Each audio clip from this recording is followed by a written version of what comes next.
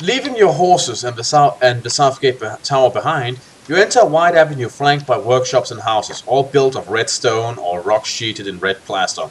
The buildings themselves are small and densely packed, yet each one, no matter how humble, has a spire or tower that soars into the sky. The large, sleepy-eyed heads of stone dragons gaze down from the balconies of minarets, crowned either with bulbous onion-shaped domes of copper or with platforms housing engines of war recently installed. Bainton points to an eating house and suggests that you stop there for some refreshment. Chippen's house is more than an hour's walk from here, and you are ravenous after your long ride. Do you wish to enter the eating house, or would you rather ignore your rumbling stomach and continue your walk to Chiban's house? Let's just stop and get something to eat. Alright, but still carefully examine it. I have a question. I'm still writing this down. And who do we have? Who did the guy say that we had to report to in the morning? The citadel. Okay. So you enter the eating house. Okay. The eating house is crowded with soldiers. They sit at benches drawn up to long oak tables or sprawl around a log fire that crackles in a broad stone grate. Your entrance causes them to pause in their noisy conversations as they look you up and down. However, their curiosity is soon satisfied and they return to their feasting and boasting.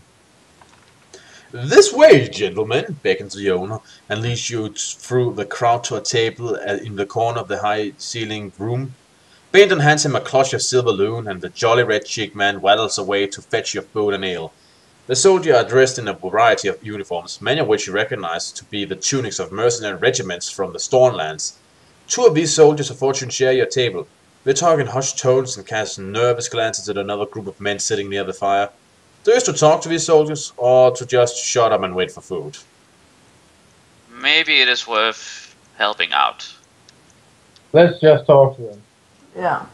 Find out what they know. The men are plainly displeased that you have interrupted their conversation.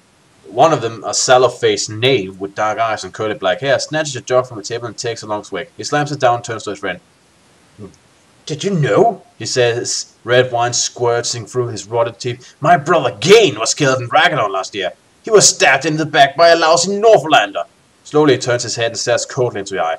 "I hate Northlanders," he snarls. "They are cowardly, backstabbing scum."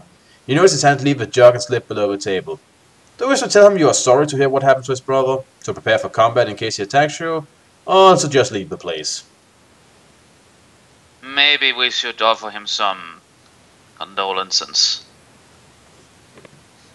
Yeah, maybe that'll calm him down.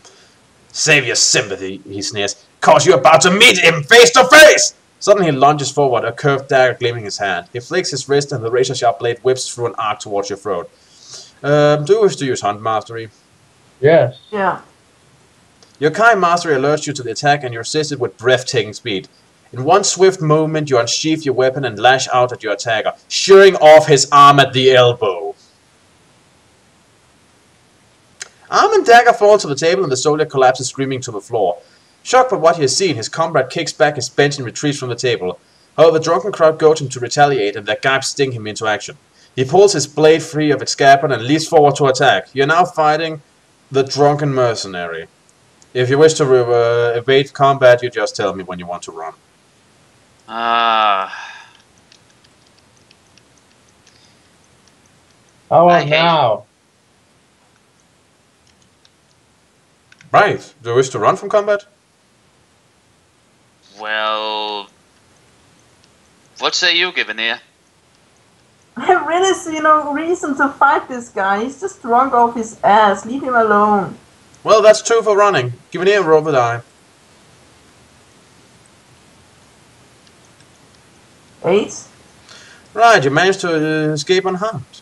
You give a hefty kick and send a bench whirling against the man's legs. He falls heavily and slams his head against the table and knock himself out. The watching crowd find this greatly amusing, and while they're helpless with laughter, you leave through the door and along the streets.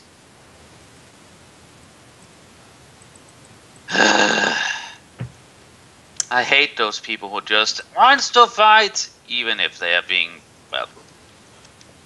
Soon you arrive at a part of the city that Bainton remembers well. It borders a large public garden called the Rainbow Park, so named because of the vast number of rare and colorful flowers that grow there. The park is now encampment for those who have answered the President's desperate call for defenders. Survivors from the towns of Risa and Sila have joined forces with green-clad Daroga woodsmen, tough hill dwellers from the Char Mountain Valley, and riverfolk from the Churdas, forming regiments to reinforce the Tahau garrison. Their battle-stained banners, lit by the flickering glow of 100 campfires, flutter above the tents that fill the great park. Opposite the entrance stands the Guild Hall of Tailors. You turn into an avenue running beside this imposing hall, and then cross into the North District by means of alleys and side streets, and finally emerge at Leech Street, just opposite the house of Chip and the Magician. His is a grand building of polished red stone, set with small diamond-paned windows that twinkle like cat's eyes in the moonlight. You pass beneath its arched gateway and climb the magnificent tiled steps that leads to a black oak door. Bainton raps the knocker and you wait patiently for it to open. Minutes later, the great door swings aside and the aristocratic figure of Chippen stands framed in the doorway. Keen-eyed and grey-haired, he welcomes you both with surprise and delight. "Bainton!" he exclaims, like a fowl reunited with a long-lost son. "How good it is to see you! But what brings you to Tahau at this darkest of hours? Have you come to offer your skills in the defense of our beleaguered city?" "My service are yours to command, my lord Chippen," answers Bainton, bowing respectfully to his former mentor. "Yet also return to your esteemed household to seek your help at the behest of King Ulnar Summerlund. May I introduce my companion, Lone Wolf?" Chippen turns his kindly gaze at you and smiles. Okay, dude, can you please not do his voice that high-pitched? It's pretty hard for me to understand what you're saying sometimes. Okay. Yeah. So please don't do it that high-pitched. I almost can't understand what you're saying at times. I am So, okay. I understand. It's okay that you give the guy a high-pitched voice, but not that high-pitched. I'll try. It's sometimes hard to. I have to be able to understand what you're saying in case he says something very important that I have to write down. Bainton communicates in fingers and nails. Fingers on blackboard, sorry. Oh dear. "I am honored to meet you, Kai Lord," he says. "I have knowledge of that which you seek, and I shall aid you all I can in your search for it." He beckons you to enter, and the door closes behind you, seemingly of its own accord. You follow Chip into his study. The musty room is lined with massive wooden racks full of books and papers. At its center, a large circular table is completely covered with the implements of his magical researches. He clears a space amid the clutter and motions you to sit. "You must both be famished after your journey here. Come, eat and enjoy." Dude, it's famished. Famished. For a few seconds, a shimmering pool of light fills the space, and then fades, leaving a sumptuous meal of grilled trout, baked potatoes, hake root, and sparkling Anarian wine. If you have lost any endurance points in your adventure so far, you may now restore 3 points as you consume this delicious meal. Well, we have not lost anything, but the offer should not just be taken lightly. When you have finished your meal, you talk at length about your journey from Desi and your quest for the Lost Stone of Tahau. Chippen produces a map of the city, which he unfurls on the floor of his study, the only surface not cluttered with magical equipment. With his toe, he points to the location of the Tahau Cauldron. It is in the square of the Dragon in the west district of the city. The cauldron is a funnel-shaped hollow with a circular shaft at its base. The shaft descends to the ruins of the ancient city of Syrinx, 500 feet below the streets of Tahau. Legend tells us that the Lost Stone was thrown into the cauldron to prevent the Black Sakan of Vasagonia from capturing it during the Great Cordame War. The shaft was closed off and has remained sealed for the past 360 years. He looks up from the map and you notice that his smiling features are now sad and composed. At dawn, the armies of Dark Lord Gnor will be at the gates of the city, and the Battle of Tahau will have begun. My duty is here, in the defense of my beloved city. Otherwise, I would willingly accompany you on your search. There's only one man who can help you now, for he is the only one that can grant you access to the shaft that descends to Syrinx. He is President Toltuda of Anari. Come, I will arrange an audience with him immediately. Toltuda? Yep, let's go make Toltuda. With a casual wave of his hand, Chiban conjures up a quill and a sheet of parchment. He begins to dictate the request for an audience, and the quill moves of its own accord, as if guided by an invisible hand. The request... It's a quick scribbler. Yep. Before we move on, first of all, Tahau is built on the ancient city of... What's the name of the city it's built on top of? Syrinx. Spelled C... Oh wait, that would be Syrinx. Sorry.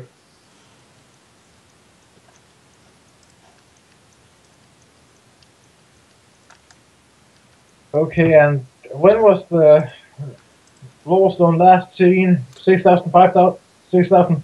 300, yeah, 360 years ago, it was thrown into the shaft. Okay, 2 seconds.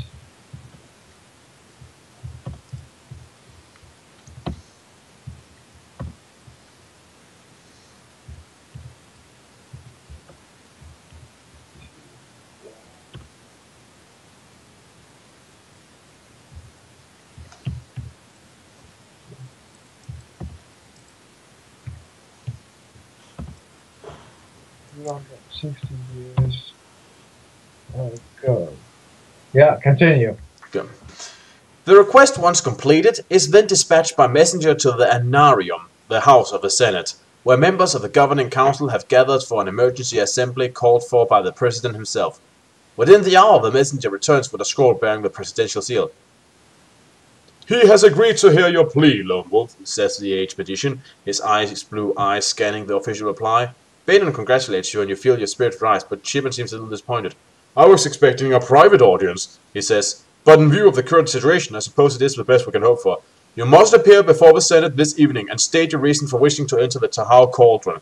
They will consider your request and vote accordingly. If they grant their approval, only you may enter. If they forbid your entry, you may not appeal against it. Their decision will be final. Oh good, you will be up against your greatest enemy yet. Politics. God damn it. Be ready to feel like the world's most underpaid nanny. He hands you the scroll.